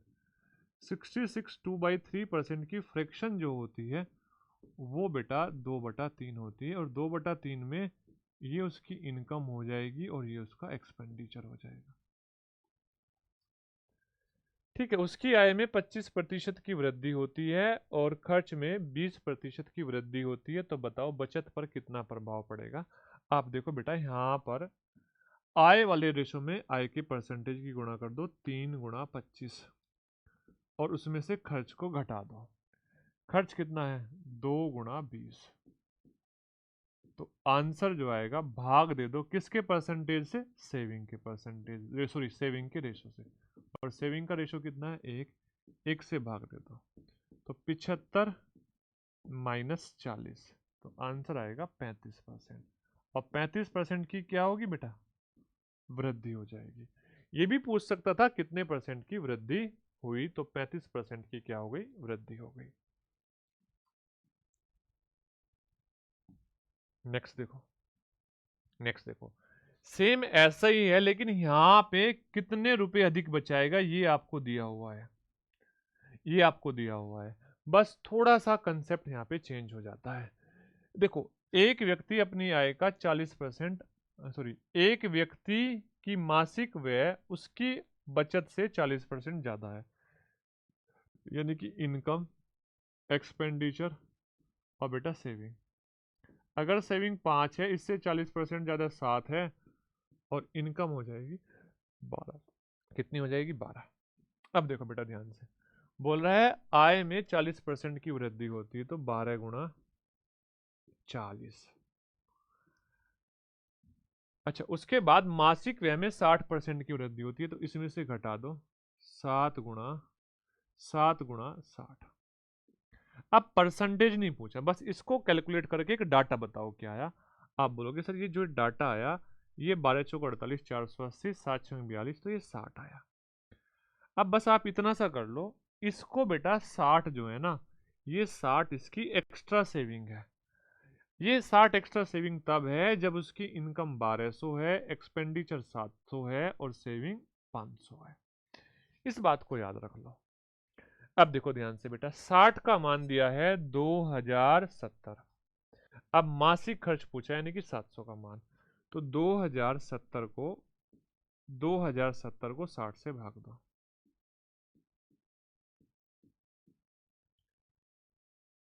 आप बोलोगे यस सर 60 से भाग दे दिया। जब 60 से भाग दोगे तो गुणा कर दो किससे? 700 से। अब देखो यहां पर एक जीरो से मैंने ये जीरो काट दी, 6 से इसको भाग दो, 6 3 18, 6 चौक 24, 6 पंजे 30, यही आया। अब 7 से इसमें गुणा कर दो, तो एक जीरो तो यही, 7 पंजे 35, 7 चौक 28 और 3 31, 7 या 21 और 3 24, तो यानी कि 24,150 इसका क्या आना चाहिए, एक्सपेंडिचर आना चाहिए। 24,150 इसका क्या आना चाहिए, एक्सपेंडिचर आना चाहिए। डन है बातें। अच्छा नेक्स्ट क्वेश्चन देखो, बोल रहा है एक घोल में आधे लीटर में 15% एल्कोहल है। कितने प्रतिशत एल्कोहल है, 15%, और घोल कितना है, आधा लीटर। अब एल्कोहल की सांद्रता को 50% में करना है, यानी कि जो एल्कोहल है उसको 50% करना है। क्या करना है, 50%। तो मिश्रण में जाने वाले एल्कोहल की मात्रा ज्ञात करो। अच्छा बेटा, अब हमेशा ध्यान रखना, जब यहाँ पे दो चीजों का मिक्सचर होगा, एक की क्वांटिटी तो सेम रहेगी, उसकी क्वांटिटी को ढूंढो। आप बोलोगे एल्कोहल के अलावा जो भी दूसरी चीज है वो उसकी क्वांटिटी नहीं बदल रही, तो उसका परसेंटेज चेक करो। बेटा उसका पहले परसेंटेज था 85%। आप बोलोगे यस सर, पहले परसेंटेज था 85% क्योंकि 15% एल्कोहल था। अब उसका परसेंटेज होगा 50%। Yes you know. अब टोटल क्वांटिटी का अगर हमें रेशो बताना है तो इस परसेंटेज को उल्टा कर दो, ये 50 और ये बेटा 85। अब देखो ध्यान से, ये आपको आधा लीटर दिया है, तो यानी कि 500 ml होना चाहिए, ये 850 हो जाएगा। तो कितना मिलाया आपने टोटल क्वांटिटी में, 350 मिलाया। किसको मिलाया 350 ml, आप बोलोगे सर एल्कोहल को 350 मिलाया। सिंपल सी बात है, जो चीज नहीं मिलाई जा रही है, जो चीज सेम है, उसका जो परसेंटेज है उसको रिवर्स कर दो, परसेंटेज को रिवर्स करते के साथ ही टोटल क्वांटिटी का रेशो आपका आ जाएगा। टोटल क्वांटिटी का रेशो आपका आ जाएगा। ठीक है बेटा, ध्यान से देखो, बोल रहा है 200 लीटर के एक मिश्रण में 15% पानी है और बेटा शेष दूध है। अब यहाँ पे मिश्रण में कितना दूध मिलाया जाए, दूध तो चेंज हो गया, अब किसकी मात्रा बची जो सेम होनी चाहिए, पानी की। अच्छा बेटा, पानी का परसेंटेज कितना है, तो आप बोलोगे पहले 15 है, अब कितना है, आप बोलोगे 87.5 दूध है, तो पानी 12.5 है, 12.5 है। आप बोलोगे यस सर। अच्छा, क्वांटिटी का रेशो बताने के लिए इसको उल्टा कर दो, 12.5 को 2.5 से भाग दोगे तो 5 बार जाएगा, और 15 को दोगे तो 6 बार जाएगा। तो उल्टा कर दिया, यानी कि टोटल क्वांटिटी अगर 5 थी, अब टोटल क्वांटिटी 6 हो जाएगी। तो जो ये 5 है, 5 से 6 करने के लिए हमने एक एक्स्ट्रा मिलाया, और इस 5 का मान अगर हम 200 लीटर कर दे तो इसका मतलब इसका 40 गुना होगा, तो मिलाई गई मात्रा भी 40 गुना हो जाएगी, और 40 से गुणा करोगे तो 40 ml आपका आंसर आएगा, 40 लीटर आपका आंसर आएगा, यानी कि दूध की मात्रा आपको 40 लीटर मिलानी पड़ेगी। कितनी मिलानी पड़ेगी बेटा, दूध की मात्रा मिलानी पड़ेगी आपको 40 लीटर। क्लियर है बातें, आप बोलोगे यस सर, डन है। नेक्स्ट देखो, बोल रहा है दो उम्मीदवार है ने एक चुनाव लड़ा, 80% मतदाताओं ने मत डाले, जिसमें से 5% मत अवैध हो गए, और जो विजयी उम्मीदवार है उसको 70% वैध मतों का मिला। एक बात हमेशा ध्यान रखना, जब वैध मतों की बात आ जाए ना, जो विनर है उसको वैलिड में से दे दे, तो इसको हम सक्सेसिव से एक लाइन में कर सकते हैं। कैसे कर सकते हैं, अगर टोटल वोट वी थे, 80% ने वोट डाले, तो यानी कि इसका 4/5 ने डाले, 80% ने। 5% इनवैलिड हो गए, तो 5% की फ्रैक्शन होती है 1/20, तो 20 में से 19 बचे, तो 19/20 बचे। अब विनर को 70% मिले, ये वैलिड है, तो लूजर को 40% मिले होंगे। इन दोनों का डिफरेंस कितना रहा होगा, 30%, यानी कि जो वैलिड वोट है उसके 30% से ये जीता होगा। 30% मतलब 3/10, और ये किसके बराबर है, ये बराबर है 36480 के बराबर है। आप इस कैलकुलेशन को करके अपना आंसर बता सकते हैं। कैसे बताएंगे, देखो ध्यान से, बड़े ध्यान से देखो, अगर मैं इसको 3 से भाग दूं, 3 से भाग दूं, 3 से 12 टाइम्स 16 और 0। अगर मैं इसको 4 से डिवाइड करूं, 4 से 4 तिया 12 और यहाँ पे ये, ठीक है। अगर मैं इसको 19 से डिवाइड करूं, 19 से, 19 से कम 19, यस या नो, 19 से कम 19, आप बोलोगे यस सर। अच्छा, बचा कितना? बचा यहाँ पे बेटा ये 11 और 19 छिक्का 114, तो आपने बोला 160, यस या नो, 160। कुछ गलत तो नहीं कर दिया? 5 दूनी 10, 1000। ये तो आंसर मैच नहीं हो रहा। एक मिनट रुको, कहीं कैलकुलेशन गलत तो नहीं कर दी हमने, एक बार दोबारा चेक कर लेते हैं। 80%, 5% फिर कम हुए, और बेटा यहाँ 40% आएगा। अच्छा, ये हमने गलती कर दी, क्योंकि देखो इसको 70 मिले तो दूसरे को 30 मिले होंगे, तो 40% आएगा, यानी कि 2/5। अब देखो ध्यान से, अगर मैं इसको 19 से भाग दूं, अगर मैं इसको 19 से डिवाइड करूं, तो जब हम 19 से डिवाइड करेंगे तो बेटा ये 361 19 टाइम्स में जाएगा, हाँ या ना। और 19 दूनी 38, तो ये 1920 आया। अगर मैं इसको अब 8 से डिवाइड करूं, 8 दूनी 16 और 8 चौक 32, ये 240 आया, 240। अच्छा, 240 गुणा 5, ये मल्टीप्लाई करेगा तो आप बोलोगे सर 1200 होगा, और इंटू 100, 2 जीरो और लगा देंगे, तो यानी कि 1,20,000 आ जाएगा। और 1,20,000 आएगा तो ऑप्शन नंबर डी आपका करेक्ट आंसर होगा, सही उत्तर होगा। नेक्स्ट देखो बेटा ध्यान से, पहले ही ऐसे ही क्वेश्चन एक और देखो जो सक्सेसिव से हो जाए, ये वाला एसएससी सीजीएल 2024 के प्री के एग्जाम में आया था, और मोस्ट इंपोर्टेंट क्वेश्चन है, बहुत जबरदस्त क्वेश्चन है जो एसएससी एग्जाम ने पूछा था, और आहाकार मची हुई थी इस क्वेश्चन को करने के लिए। ध्यान से चीजों को समझना, मैंने आपको क्या बोला, अगर बेटा आपको जो जीतने वाला कैंडिडेट है उसको वैलिड वोट में से वोट मिले तो इसको एक लाइन में हम कर सकते हैं। यहाँ बताओ क्या वैलिड वोट में से वोट मिल रहे हैं?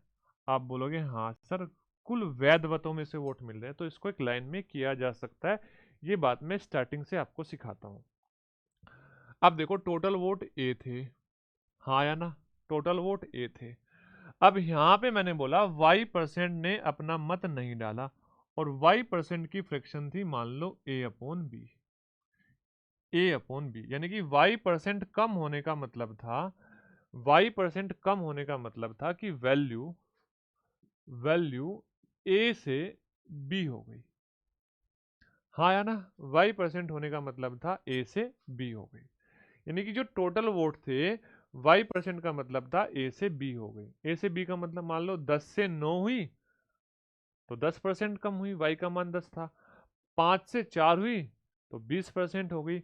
4 से 3 हुई तो 25% कम हुआ, है ना। 25% मतदाताओं ने वोट नहीं डाला।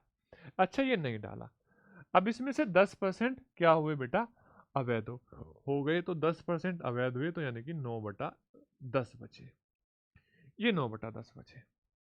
आगे देखो बेटा, उसके बाद में बोल रहा है कि सभी वैध मतों में से दोनों उम्मीदवार में से किसी एक के पक्ष में डाले गए थे, छोड़ो जिसके पक्ष में भी डाले गए।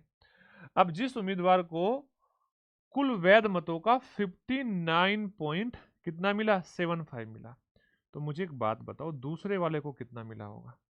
दूसरे वाले को क्या 40.625 मिला होगा? भाई 100 में से घटा देंगे।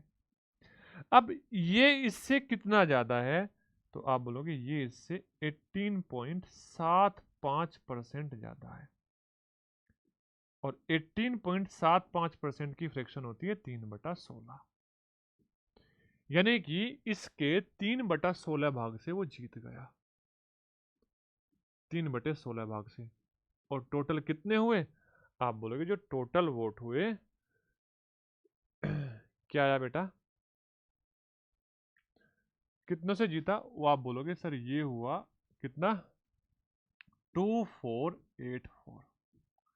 अब जो ये V था इसका मान आपको गिवन है कि टोटल वोट थे 16,000, टोटल वोट थे बेटा 16,000। अब बस इस कैलकुलेशन को कर दो और अपना आंसर ले लो, अपना आंसर ले लो, ध्यान से बात समझना। अच्छा एक बात बताओ, ये 160 से ये 100 टाइम्स गया, 100 टाइम्स, हाँ या ना?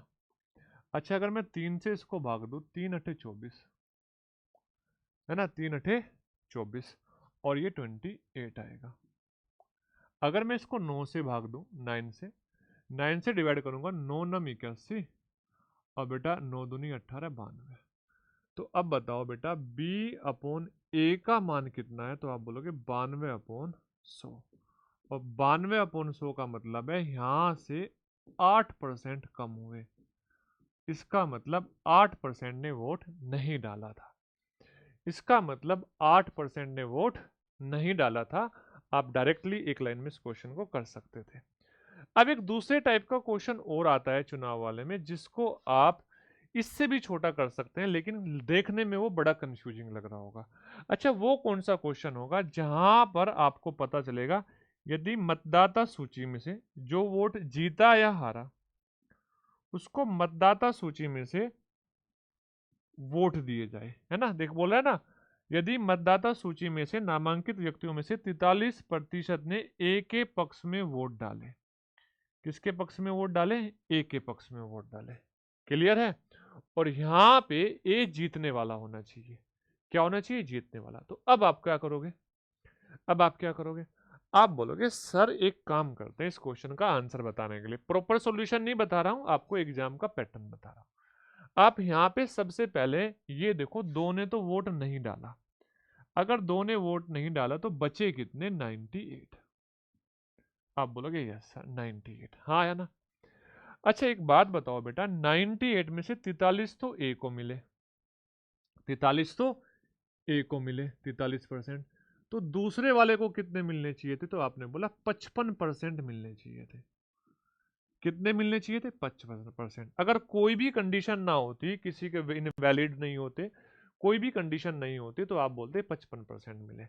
इस बात में एक बात को ध्यान रखना, यहाँ पे जो ये अवैध वोट हुए ना, ये नंबर की फॉर्म में आपको मिलेंगे, नंबर की फॉर्म में आपको मिलेंगे, ठीक है? तो दूसरे को कितने मिलने चाहिए थे, 55%। अब इनका डिफरेंस देख लो कितना है, तो आपने बोला इनका डिफरेंस है 12%। कितना परसेंट बेटा? अब ये 12% किसके बराबर है, आपको फटाक से बता देना है, किसके बराबर है? यहां पे जो ये वोट अवैध हुए और जितनों से वो जीता या हारा, ठीक है बेटा, इनका डिफरेंस ले लो, इनका डिफरेंस कितना है, 300, तो बेटा ये 300 के बराबर है। अच्छा 1% का मान कितना है, 25। यस या नो? आपसे बोल रहा है कितनों ने वोट डाली, और डाली कितनों ने, 98% ने। 98% का मान कितना हो जाएगा, आप बोलोगे 25 गुणा 98। अच्छा अगर 25 गुणा 100 होता तो 2500 होता, तो दो कम है, तो 2450 हो जाएगा। 25 दूनी 50, 50 कम हो जाएगा, 2450 हो जाएगा। आप बोलोगे हाँ सर। अब देखो ये भी क्वेश्चन ऐसा ही है, ये भी क्वेश्चन ऐसा ही है। अच्छा आप ये बताओ, 20% ने तो मत नहीं डाला, तो बचे कितने, 80, बचे कितने, 80। अच्छा बेटा 80 में से 80 मतदाताओं ने खाली मत छोड़ दिए, यानी कि अवैध हो गए, ठीक है? जो विजेता था उसको मतदाता सूची का कुल मतों का 45% मिला। आप मुझे बताओ, अगर इसको 45% मिलना था तो दूसरे को 35% मिलना था, तभी तो 80 होते। और इन दोनों का डिफरेंस कितना है, तो आप बोलोगे इन दोनों का डिफरेंस है 10%, ठीक है 10%। ये 10% किसके बराबर है, देखो यहाँ 80 अवैध हुए और जीता कितने से, 280 से, इन दोनों का डिफरेंस ले लो, यानी कि 10% 200 के बराबर है।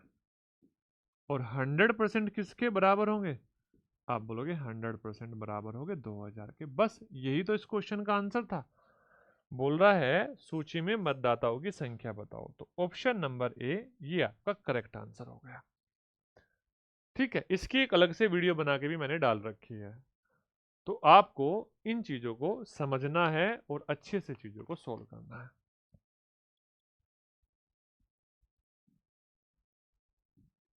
नेक्स्ट देखो बेटा, गीता एक अपार्टमेंट खरीदती है, उसके लिए ईएमआई का भुगतान करती है, उसका मासिक आय 80,000 रुपए है। वह अपने बच्चों की शिक्षा पर 15% खर्च कर दिया। अच्छा बेटा, कामकाज पर 40% खर्च कर दिया, जीपीएफ में 10% भेज दिया, उसके बाद बचत खाते में 15% कर दिया। अच्छा, ये टोटल कितना हुआ? 15 दूनी 30, 40 40 80 हो गया। क्यों? क्योंकि कहीं भी बीच में शेष नहीं आ रहा था, शेष वर्ड। अच्छा, 80% हो गया। उसके बाद में जो शेष राशि बची, शेष राशि कितनी बची? 20%, वो ईएमआई पे दे दी, वो ईएमआई के रूप में दे दी। अब बोल रहा है ईएमआई में कितना भुगतान किया, तो क्या जो उसकी टोटल इनकम था इसका 20% किया, तो 80,000 का जो 20% होगा वो होगा बेटा 16,000। एक तो इस टाइप का क्वेश्चन आता है जहां पे ये डायरेक्टली ऐड हो जाते हैं। ऐड क्यों होते हैं? क्योंकि कहीं भी बीच में शेष वर्ड नहीं आ रहा, रिमेनिंग वर्ड नहीं आ रहा है। अगर रिमेनिंग वर्ड आता तो बेटा आपको ऐसे क्वेश्चन नहीं करना था। देखो ध्यान से, जैसे ये वाला, एक व्यक्ति अपनी मासिक आय का 30% किराए पर खर्च करता है और शेष राशि का 15% भोजन पर, तो रिमेनिंग आ गया। और अब जो शेष राशि बची उसका 15% अन्य खर्चों पर उपभोग किया और उसके पास इतने रुपए बचे। यानी कि अगर उसकी इनकम एक्स थी, अब उसने क्या किया, सबसे पहले तो 30% किराए पर खर्च कर दिए, तो 30% खर्च कर दिए तो बेटा 70% बचे, 7/10 भाग बचे उसकी इनकम का। आप बोलोगे हाँ सर। फिर उसने 15% भोजन पर खर्च कर दिए, तो 15% का मतलब 3/20, और 20 में से 3 खर्च कर दिए तो 17/20 बचे। अब जो भी बचे उसका 35% उसने क्या कर दिया, अन्य खर्च कर दिया। 35% की फ्रैक्शन क्या होती है बेटा? 7/20 होती है। तो यानी कि 13/20 वापिस बचे, और ये 13/20 वापिस बचे। तो टोटल कितने बचे? 162,435, 162,345। अच्छा, सबसे पहले इसको 7 से भाग दो, 7 से इसको भाग दोगे, 7 दूनी 14, बचा 2, 7 तिया 21, बचा 1, 7 दूनी 14 और 0, 7 पंजे 35। अच्छा, अब 13 से भाग दो, 13 कम 13, बचा कितना? 8, 8 ही बचा ना। हाँ, 13 छिका 78, है ना। बचा कितना? 4, 13 तिया 39। कुछ गलत हुआ है बेटा, कुछ गलत हुआ है। 162,435। अच्छा, 7 से इसको डिवाइड करना, 7 दूनी 14, बचा 2, 7 तिया 21, 1 उतारा, 7 दूनी 14, 7 पंजे 35, तो 0.5 आएगा। ठीक है। अच्छा, अगर मैं इसको 17 से भाग दूं, चलो 17 से भाग देके देखते हैं। 17 एकम 17, आप बोलोगे यस सर। बचा कितना? आप बोलोगे यहाँ पर बचा 6, 17 दूनी 34, 17 तिया 51, बचा कितना? 11, है ना। 17 छिका 102 और 17 पंजे 85, और 13 से 13 कम 13, 13 पंजे 65, तो यह 105, 105। अब देखो बेटा, ये क्या है? ये है आपका 4,000। कितना बेटा? ये है आपका 400, सॉरी 4,000। तो बेटा x का जो मान बताओगे वो बताओगे 105 गुणा 4,000, तो 420, 420 के आगे कितनी जीरो? 3 जीरो। तो 4,20,000 होना चाहिए, 4,20,000। Option number B, option number B. ध्यान से बात समझो। बोल रहा है एक परीक्षा में 20% अंक प्राप्त करने वाला छात्र 30% अंकों से उत्तीर्ण हो जाता है, परंतु एक अन्य छात्र 32% अंक प्राप्त करता है। उत्तीर्ण होने के लिए अधिकतम सॉरी उत्तीर्ण होने के लिए आवश्यक अंकों से 42% अधिक अंक प्राप्त करता है, तो अंकों का अधिकतम संख्या ज्ञात कीजिए। अच्छा बेटा एक बात बताओ, एक फेल हुआ और एक पास हुआ, यस या नो? अच्छा उनके अंकों का डिफरेंस पता करो आप कितना, तो आप बोलोगे 12%, हाँ या ना? अच्छा इसको 30 ज्यादा मिले थे, 30 कम मिले थे, इसको 42 ज्यादा मिले, तो इन दोनों को जोड़ लो, इन दोनों को जोड़ लो, यानी कि जो 12% है ना वो 72 के बराबर है।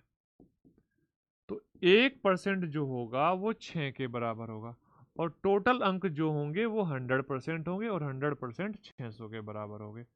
तो इसका मतलब इसका जो आंसर था वो ऑप्शन नंबर ए था, ऑप्शन नंबर ए था। आप बोलोगे यस सर। ठीक है, बस 2 क्वेश्चन बच गए आपके। बोल रहा है एक परीक्षा में 70% उम्मीदवार अंग्रेजी में उत्तीर्ण हुए और 80% उम्मीदवार आपके मैथ्स में उत्तीर्ण हुए, और दोनों विषयों में 10% फेल हो गए। आप हमेशा जो डायग्राम बनाओगे वो डायग्राम इसमें बनाओगे जो ये कॉमन है दोनों विषयों वालों में। तो दोनों विषय वाले कितने हैं? 10% है, तो यानी कि ये फेल वाले हैं, तो जो आपका डायग्राम बनना चाहिए वो फेल वाला बनना चाहिए। अच्छा जब फेल वाला डायग्राम बनेगा, ये आपका पहला सब्जेक्ट है और ये आपका दूसरा सब्जेक्ट है। अच्छा पहला सब्जेक्ट कौन सा है? आप बोलोगे इंग्लिश। अच्छा दूसरा सब्जेक्ट कौन सा है? मैथ। अगर मैं आपसे बोलूं इंग्लिश में टोटल कितने फेल हुए थे, आप बोलोगे 70% पास हुए थे और फेल हुए थे 30%। मैथ में 80% पास हुए थे और फेल हुए थे 20%। और दोनों में कितने फेल हुए थे? आपने बोला 10। अब देखो 10 तो दोनों में फेल हो गए। अगर मैं आपसे बोलूं केवल केवल इंग्लिश में कितने हुए, तो बेटा आप बोलोगे इंग्लिश में टोटल 20 थे, तो 10 30 थे, तो 10 यहाँ 20 यहाँ पर। तो इसी प्रकार से यहाँ पर मैथ में 10 आ गए। तो क्या आप ये बोलोगे टोटल 40% बच्चे ऐसे हैं जो कहीं ना कहीं फेल है, या तो एक सब्जेक्ट में फेल है या दोनों सब्जेक्ट में फेल है, हाँ या ना? अब आपसे बोल रहा है 144 उम्मीदवार दोनों विषयों में पास है, तो रिमेनिंग जो 60% बचे वो दोनों विषयों में पास होंगे, और इसका मान दिया 144। 144 बटे 60 इंटू 100। अब देखो 20 से इसको भाग दोगे 5 बार, 20 से इसको भाग दोगे 3 बार, 3 से इसको भाग दोगे तो ये आएगा 48। 48 गुणा 5 आंसर आएगा 240। 240। तो मेरे भाई हमने टोटल 50 क्वेश्चन सोल्व किए, और ये 50 क्वेश्चन आपके लिए मोस्ट एंड मोस्ट इम्पोर्टेंट है। मैंने आपको ये एग्जाम के अप्रोच के तरीके से सोल्व किए। आपका काम बस इतना है, वीडियो पे एक प्यारा सा कमेंट करना, वीडियो को शेयर करना और वीडियो को लाइक करना। आपका एक लाइक एक कमेंट मेरे लिए एक मोटिवेशन होगा ताकि हम इस सीरीज को कंप्लीट करें। मैं चाहता हूं कि आपको हर चैप्टर के 50 क्वेश्चन मिले, और वो 50 क्वेश्चन मोस्ट इंपोर्टेंट क्वेश्चन होंगे। आप किसी भी शिफ्ट में जाना, वहां से क्वेश्चन या उस टाइप का क्वेश्चन आपके पेपर में आएगा ही आएगा। तो मिलते हैं हम नेक्स्ट वीडियो में। नेक्स्ट वीडियो होने वाली है प्रॉफिट एंड लॉस की। तो जय हिंद, जय भारत।